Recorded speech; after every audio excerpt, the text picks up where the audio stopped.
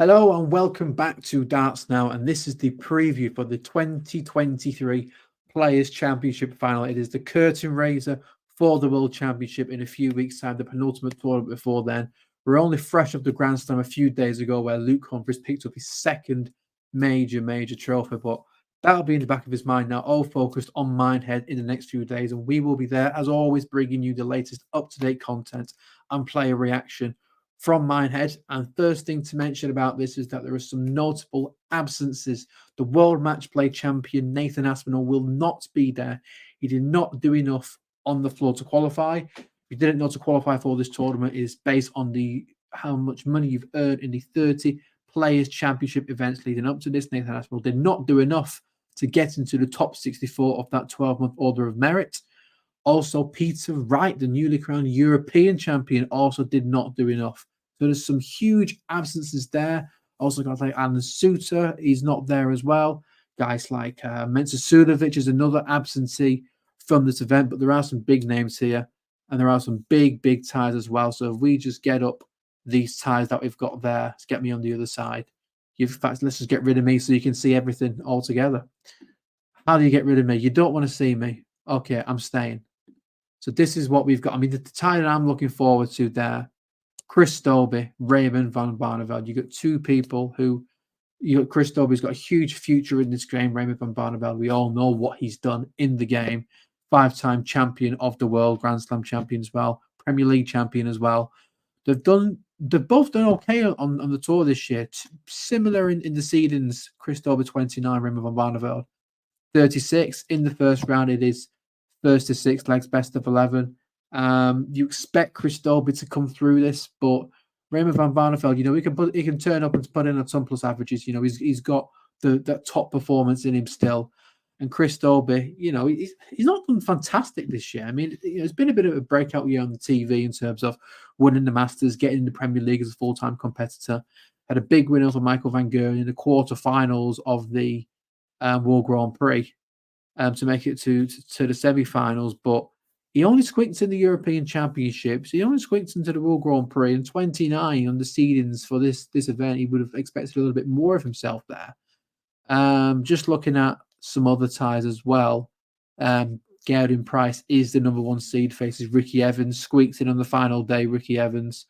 Michael van Gerwen, the 40th seed for this event. I mean, he has missed a lot of events, to be fair to him, but he's played quite a few as well, and he's just not gone deep enough in them to get a higher seeding for this event. So he's taken on Callum Ridds, who has won a title this year on the floor. Michael van Gerwen, of course, the defending champion, beat Rob Cross in an amazing final last year. Took out a 170. I think he hit a 9-darter in that final as well.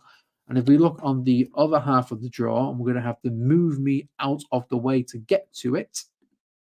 That's not out of the way. That's not out of the way. That's out of the way. I should have done that at first so you can see everything, but you've got Gary Anderson there, the number 2 seed. What a fantastic year he's had on the tour. He's won 3 titles on the floor. He's just been absolutely imperious. The average is 103, 5, 8, 10. So many ton plus averages, just putting them in there against Steve Beaton. Steve cannot be beaten. He's still going. He's in the Players' Championship finals. He's also in the World Championship. His longevity is really amazing. Huge Steve Beaton fan, huge Gary Anderson fan as well. I mentioned what he's done on the tour. The big averages, the 3 TV, the 3 floor titles. But he's starting to put the performances now on TV. We saw him in the Grand Slam of Darts. He defeated Gerwyn Price. Was it 103, 104 average, and then he went 16-14. He lost out to Luke Humphries in the quarterfinal. Anderson put in. Again, I think it was about 103 average. So he's over the long forms as well. He's putting it together on the floor. Sorry, on the TV stage now. Got to be a bit careful here because first round it is best of 11. So if he's not quite at his game, Steve Beaton is more than capable of taking advantage of that. But you expect Anderson to come through that. You got James Wade versus Willie O'Connor. James Wade having a bit of a resurgence. He got to the final of the European Championship where he lost to Peter Wright. He also got to the semi-final of the Grand Slam of Darts where he lost out to why has my mind gone blank? Luke Humphries, of course, in a game really where it looked like Wade was going to be be a typical James Wade. I think he lost 16-8 in the end, but Luke Humphries didn't play well, and you expect James Wade to actually take advantage of that. But James Wade, uncharacteristically, wasn't clinical enough, but he's found some form again. A few weeks ago, the big news story was he's out of the top 16 for the first time in about a decade. Well, that didn't last very long. He got to the European Championship final, the Grand Slam semi-final. James Wade is back and he is in form.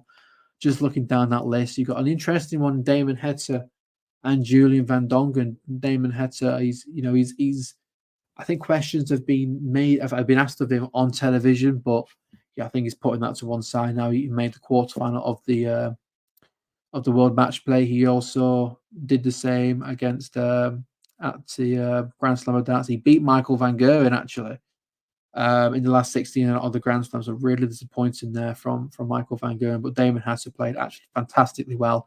Of course, he almost went out of the group stages. He played Bo Greaves, where if Bo Greaves had won, Damon Hatter would have been gone, and she would have topped the group. And she was sat on 42 to go 4-1 up, and Damon Hatter hit a 180 and the 164 out. 344 in 6 legs, just absolutely phenomenal. But I really feel like he's finding his form now on the big TV stage. Michael Smith, the world champion, he's not at the best of years, really. I mean, he's won the world championship, but since then, he's changed darts manufacturer, he's ditched Unicorn, he's gone to shot darts now. He's been insistent that the darts are not the issue. That's up for debate. I mean, he said that he's enjoyed this year as world champion. He's maybe not put the practice in like he normally has done in the past. And he's just treated himself and enjoyed himself. And fair play, he's worked hard enough for it. But business time now, he'll be hoping to really step on the gas. He lost for the first time in the group stages in a very, very long time, losing against James Wade in a shootout. Very, very disappointing Grand Slam for Michael Smith. Of course, he was the defending champion going into that. So, just before he defends his title at Alexandra Palace, he would really want a good run here. And the other tie that is really standing out to me is Dirk van Dijvenbode, the number 6 seed, versus Jermaine Watermina. Now, last time I looked, Dirk van Dijvenbode was kicking off favourite for that, which I don't agree with, not because of his ability, but because he has got quite a bad injury with his shoulder blade at the moment. It's really affecting him. We saw him at the Grand Slam. He really struggled to throw, especially anything high like double top or treble 20. It's just causing him a lot of pain. It's really affected him. He spent a lot of money on physios, and he told me actually in an interview that he's not going to do the Players Championship finals. The Players Championship events next year. He's not going to play through the injury. He's going to do the big TV events, and that's it, because he just doesn't want to play through the injuries. So hopefully, he's a really exciting player to watch. He's huge maximum scorer. He's a title winner as well that we've seen. So hopefully that injury is not too bad and he can get over that. But it's not looking good. And if Jermaine Watermina even turns up with the 90 average, it'll be enough, just because. I mean, I think he averaged about 75 at the European Championship. He really, really struggled in the Grand Slam of Darts. So with that being said, let's look at the favourites for this, and it will be no surprise to you that the favourite for the tournament is Luke Humphries, the newly crowned Grand Slam champion. I don't like me over there. Let's move me again. The newly crowned Grand Slam champion, and we was talking in the media room when I was in Wolverhampton, and I'm not saying that he's as good as Michael van Gerwen was in his peak or anything like that. I don't think anybody's saying that, but just that feeling that you get when you're watching someone and you're just thinking, how on earth are they going to lose? His throw is just so effortless, and he just seemed like he can go on forever. I know he had a bit of a dip against James Wade in the semi-final. It was but despite that dip, he still won the match comfortably, 16-8. He had a tournament average in a really grueling format, by the way, arguably one of the most grueling tournaments because of the multiple games in one day in the final tournament there is on the calendar. He came through that comfortably, felt fresh. I mean, that final against Rob Cross, Rob Cross was phenomenal. I just could not get near Luke Humphries. He averaged over 100 for the tournament, and he's arguably the best player in the world at the moment. And I don't like to say that too often because I don't like recency bias, but it's very difficult to deny him that moniker of best player in the world at the moment. He's won the World Grand Prix in October. He's won the Grand Slam in November. He very well could win both of the next two majors. He did go favourite for the World Championship as well. So 7-2 favourites, and yeah, it's just hard to see how he slips up, to be honest, and who can beat him. Outside of that, you got next Gerwen Price 5-1. Would have been really, he'd have been disappointed at losing in the last 16 at the Grand Slam of Darts, but I don't think I'd be disappointed with his performance because he was very he was fantastic in the group stage, 110 average, I think, a couple of times, but also against Gary Anderson, he averaged about 103, 104. But Anderson was just unplayable. Anderson was Anderson was Anderson. This is the Gary Anderson that we were used to seeing. He did drop off for the past few years, but he seems to got that determination back. He seems to get the drive to win these big TV titles again. So there was no shame in losing to that Anderson performance. But Gerwen Price, I think he's dropped to world number 5 now, so he's outside the top 4. And I think he's not going to be worried. He's not going to be concerned. But the fact of the matter is, it has been over 2 years since his last TV ranking title. Now, for someone like Gerwen Price, who is a phenomenal player, that is a little bit too long. So I think he'll want to put that right. And what better time to do it than the tournament before the World Championship? And also after that, you've got Michael van Gerwen, disappointing at the Grand Slam. Don't like me over there. Disappointing at the Grand Slam of Darts, lost in the last 16 to Damon Heta. He just didn't play well. He didn't turn up, and Damon Heta just took advantage of that, which is what you have to do. But he would want to win this event. He is the defending champion. He would want to get a bit of form headed into Alexandra Palace because it's been a while since he's done anything really significant in a TV ranking tournament. He lost out to Chris Dobie at the World Grand Prix in the quarterfinal. Just mentioned the Grand Slam in the last 16. European Championship, he lost out to Jean Van Veen. And at the World Match Play, he lost in the first round to Brendan Dolan. So, yeah, I think he would be disappointed with his year in terms of the ranking events. Of course, he's the Premier League champion.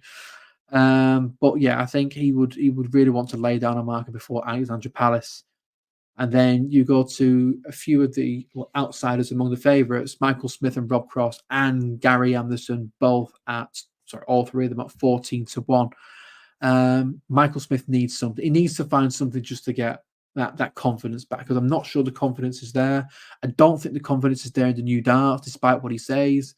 He said that he's not been practicing as much, and he's enjoyed this year a little bit too much. Cannot begrudge him that. He's such a dedicated player. He's worked so hard over the past 10 years.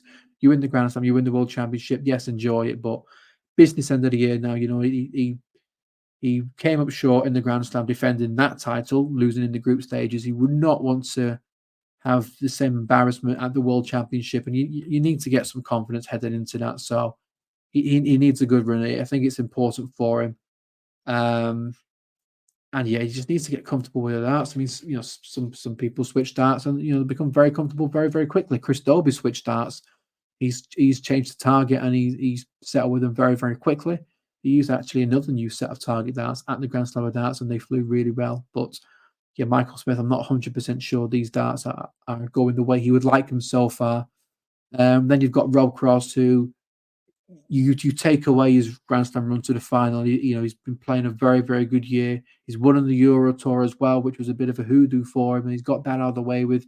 But the averages he's been putting in, he's been putting in some, so many tumbles averages. He was phenomenal at the Grand Slam of Darts. He reached the final, and it took an unbelievable Luke Humphries to stop him from winning that final. He averaged over a ton himself, so he's in some scintillating form. Of course, made the final here last year as well. And then we move to the man in the picture, Gary Anderson, the Flying Scotsman, who seems, like I say, he's got that desire, that determination back.